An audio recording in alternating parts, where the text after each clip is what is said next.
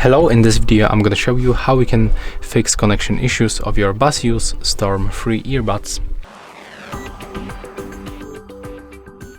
And this video will be useful for you when you have, for example, the unstable connection between your earbuds and your device.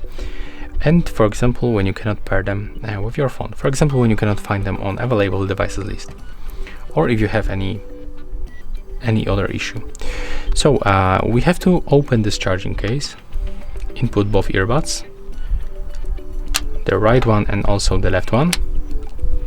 Now close this case for a few seconds and then just open it.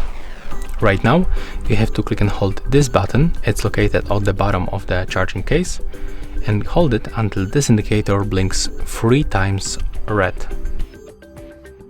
And right now you can release that button.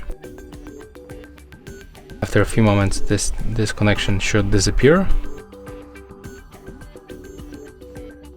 but for some reason it doesn't, so let's take them out of this case. Okay, looks like we are still connected, so that's interesting. Let's try to perform the reset one more time. So click and hold this button and keep holding.